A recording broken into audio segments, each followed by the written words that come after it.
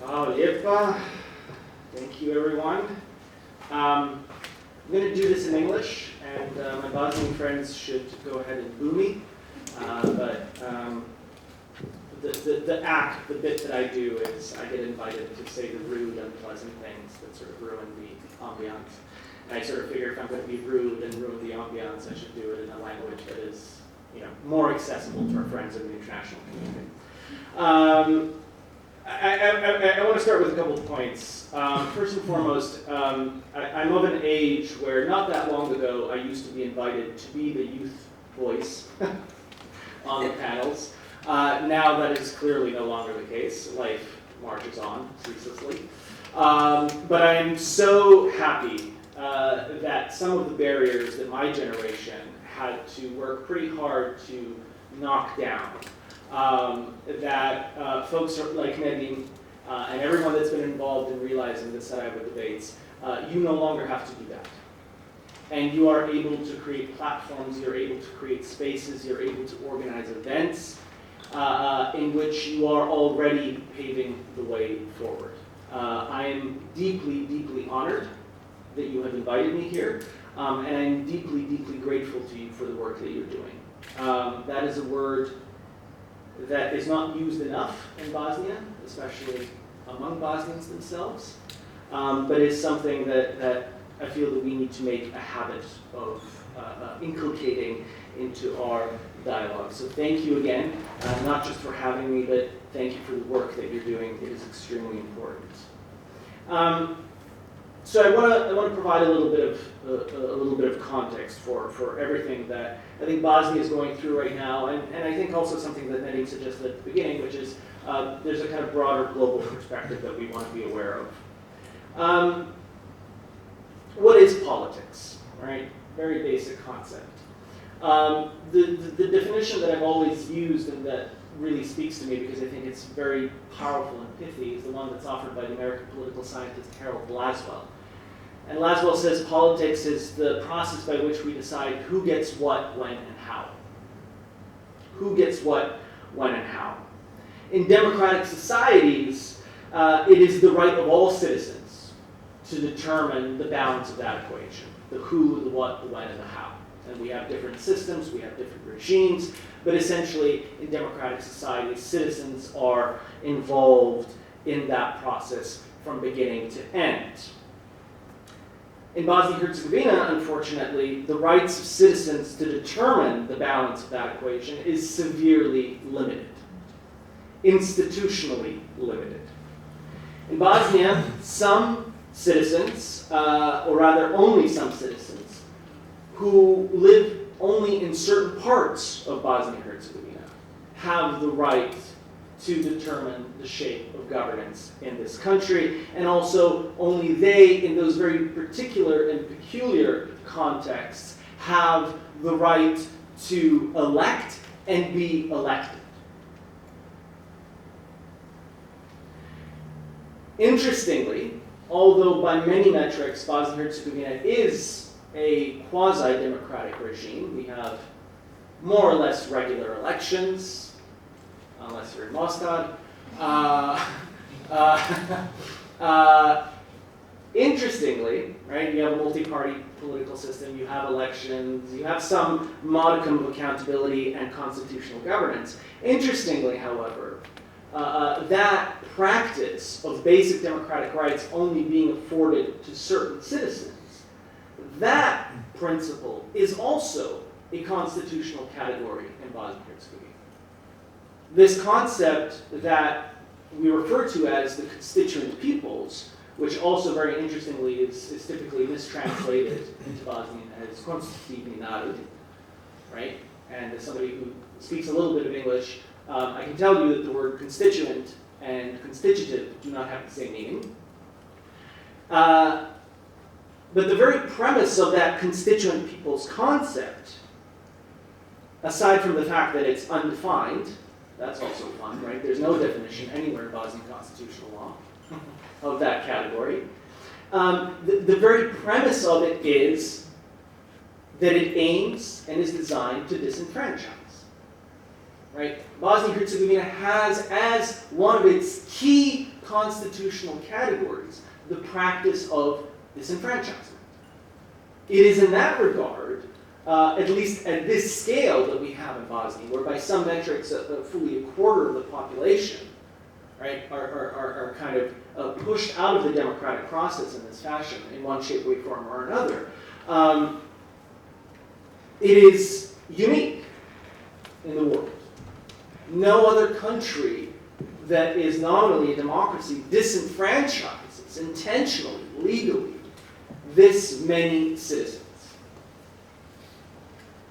Today in Bosnia, we are witnessing the expression of that logic which is built into the Bosnian constitution in perhaps its most kind of sinister and radical articulation. And of course I refer to everything that we are unfortunately watching with the regime in Banja Luka and Mr. Milorad Dodik, their putsch and secessionist attempt. It's interesting to reflect on the fact that what Dodik is doing and what Dodik is saying does have a certain kind of internal logic. If you are, I think, sober about the reality of what the Bosnian constitution does and does not do. If you have a regime that purports to be democratic, but denies democratic rights to as much of the population, as I said, as a quarter of it, then what you are suggesting is that fundamentally, not all persons are equal under the law, which violates one of the most essential principles of constitutional government. It is a very small leap in logic to go from saying not all persons are equal under the law to saying the law should not apply to powerful people.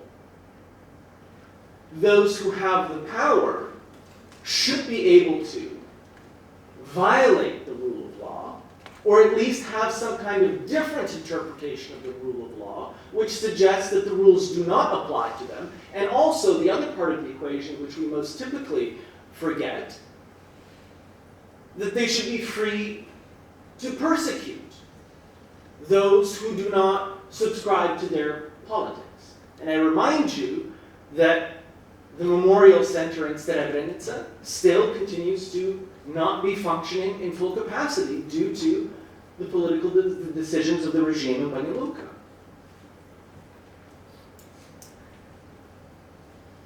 Now, that's a familiar problem, right? I've not really said anything that anyone in this room who has a pulse should know. Now, you may not necessarily agree with every single characterization, but that's fine. My wife also doesn't agree with most everything I say, so it's fine. Don't worry about it.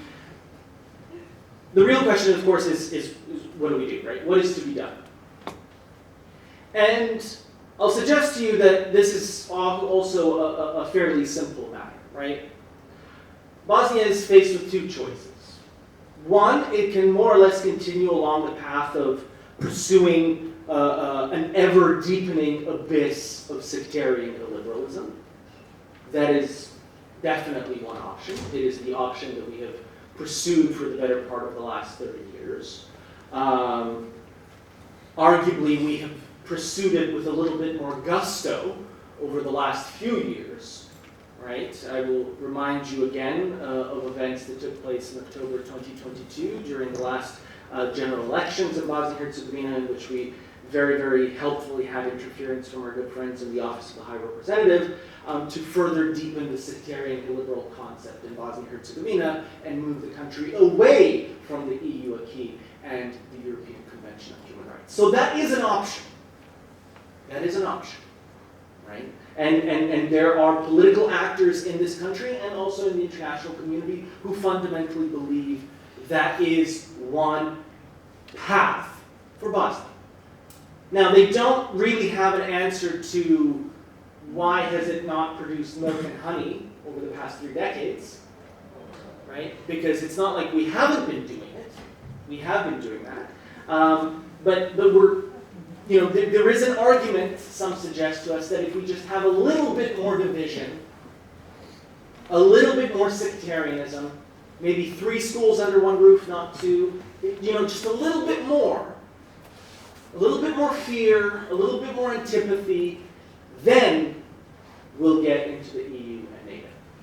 Now how, right, that's never answered. But let's just trust the process. So that's one option. The other option is the one that is kind of I would say, the biological and historical imperative, which is in this room, right? And those are the young people of this room. And here's the thing. New political actors will emerge in Bosnia and Herzegovina. They will. That's just a fact of nature, because our elders will cease to have pulses, and the younger generation will assume those positions. Okay? The question is, what will be the perspective of those young people? Right? Because there is nothing deterministic about the fact that youth will take power. Of course you will. The question is, what will you do with that power? Will you pursue the politics of your elders, which again have delivered tremendous success, as I think we can all agree on? Or will you pursue a new politics? Will you pursue a politics that, very interestingly, in this country, will have you characterized, as I am often characterized, as a quote-unquote radical? And that is, will you pursue a politics based on the idea of full democratic and civic equality of all citizens and the rule of law, in line with the EU acquis and the rulings of the European Court of Human Rights, and therefore also the European Convention of Human Rights? Will you pursue that? That is up to you. That is up to you. I will put to you that if you take the view that youth are coming to power, then you also must recognize a few things. One, not only do you have a right to assume political power and to participate in the political process, you have an obligation to do so. You have an obligation, first and foremost, to yourself, but then you also have an obligation to others in your community, however you define community for your purposes.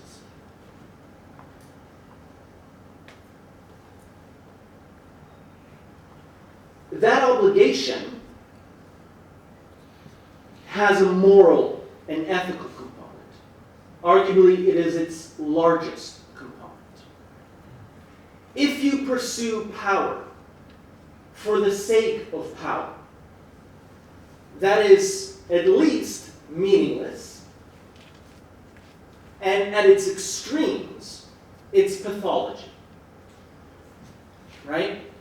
I will remind you that all of the major political figures in this country right now, from almost every single political option, have been in politics, and not just in politics, but at the most senior level of politics, for the better part of 30 years. I can't imagine doing anything for 30 years. I barely want to live anymore, never mind do anything else. That's a little dark here. He's fine, he's fine, he's fine, he's fine. Right? And it's really fascinating to think about politics in a country where the same people have been in power for 30 years. And then they tell you about the need for reform, which by definition should mean you're no longer in power. But somehow it never means that. It's a fascinating intellectual conundrum. Right? So this is what I'm saying to you. You will come to power. Sooner or later. I hope sooner. But you will come to power. But the question of what you do with that power is the ultimate question. As I said to you, if you pursue power for the sake of power itself, that is pathology. What you get is what we have right now, where presently in Sarajevo, as in the capital of Bosnia and Herzegovina, but also Sarajevo as the capital of the federation entity, we have a nominally reformist government that came to power on the basis of advocating for a lot of what I've said to you right now. Reforms in line with the EU acquis, the European Convention on Human Rights, etc., etc.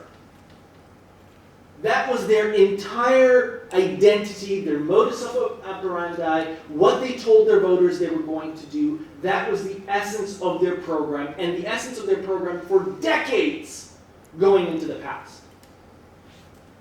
They come to power, and what do? They invest more into the ethno-sectarian concept than their predecessors, who were the self-identifying ethno-sectarians. What? That only makes sense if what the point of winning elections means to you is just power. Just power for the sake of power and personal enrichment. I will again suggest to you that is a pathology. That is a diagnosis.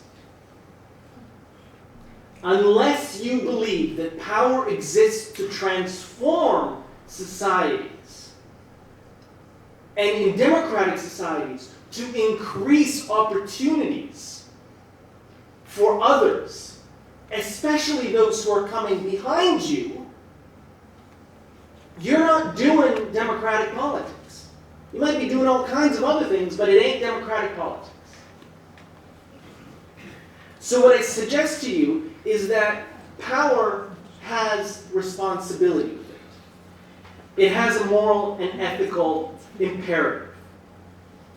And the imperative is ultimately part of what's playing out in this room. I have a unique sort of position in the sense of, like, I was a refugee, I'm in the diaspora, but I'm here like every other month. I'm in and out all the time. And what I can say is that I think for my generation, those of us born in the 80s, especially those of us who were refugees, you end up in these new societies, whether it's the Netherlands, whether it's Sweden, Germany, Canada, the US, Australia.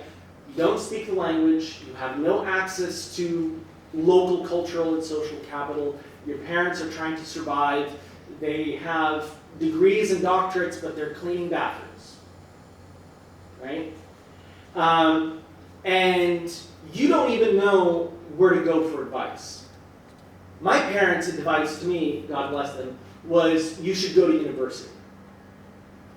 Okay, I didn't know that there was like rankings of universities, especially in places like Canada where my family ended up. I didn't know that the university I ended up going to for my bachelor's, great school, don't get me wrong, great school, but that the school across town, where I also got accepted, was like a way better school. And that I probably shouldn't just go to the school that was closer to my house. Little things, silly things. But this is what happens when you don't have a culture of mentorship. And this is why what you're doing in this room is so important. Just the idea that you would put it in your head, I should ask someone that question, and maybe they can give me advice. And they give you that advice, and you're like, oh, that's good advice, I should do that. Or maybe you walk away from the conversation and you're like, that person is crazy. I should not take their advice. That's also good information, right? But here's what I want to suggest to you. What is the moral responsibility of youth in taking power? This is what I'm driving at, and this is sort of the concluding point that I want to make to you. I think the power that you have, the promise of your generation, is encapsulated in one word. And the word is no. No. We will not accept living in divided societies in perpetuity. No. I will not normalize segregated schools. No. I will not accept electoral gerrymandering as votes are being counted. No. I will not accept genocide denial, atrocity denial. no, I will not accept the idea that I cannot associate with someone because they're of a different faith or have a different name or grow up in a different town. The power of no. Do not accept things as they are, because they are not appropriate, they are not legitimate, they are not normal, they are not just, they are not equitable. And the people who tell you that they are know that they're lying. And I know they know they're lying because they change the reason for why you should continue to accept it approximately once a year. I'm old enough to remember all of the different, with all due respect, international and European mantras. Connectivity, which is barely a word, all right? Local ownership. All of these things have come and gone. And all of them were associated with a certain kind of lexicon for not engaging in reform. At its extremes in this country, at its extremes, we have literally developed a new language. I mean, one day I'll write something about this. I would encourage you to write about it as well, right? We talk a lot about what we should call our language. You know, it has many names. But the fascinating part is that there's an entirely parallel language happening at the same time, right? Where you can refer to things like, quote unquote, legitimate representation and say that that is not like segregationism, right? Separate but equal is not equal. We famously established that one in the United States a couple decades ago. Still working through it here. We'll get there, but still working through it. So the people who tell you that the time for change is not now, they themselves don't believe that. The only thing that's happening there is fear. The only thing that's happening there is fear. And the thing they fear is you. They fear you because they are aware of the possibility that someone like you might come along and say, no. And then they'll threaten you. And you'll say, that's fine. But no. And then you'll keep saying no. And your no will shut everything down until it changes. And it changes in line with the way that it needs to change, the way that I have described to you. And if you don't think that's possible, I'll just end on this. I've been doing this for the better part of my virtually entire adult life because I love self-punishment. And I can tell you from personal experience, and here I actually will refer to my colleagues in the international community in the best possible terms. Ask anyone who has actually worked in or around politics or government. It is a game of inches. It is a game of millimeters. And you have no idea how much that millimeter can change things. The things that I'm proudest of in my career, the things that I'm proudest of, are the things that hardly anyone knows I was ever involved in. Because I got to swap in one word or take out another. And it changes a lot. And for those of you who would like to use the Googles of the world, go back and read what international statements about Bosnia used to read like 10 years ago and read them today. They've improved significantly. It's a game of millimeters. I hope you'll participate, and I hope you will understand your own power and the power that comes with you saying no. Thank you.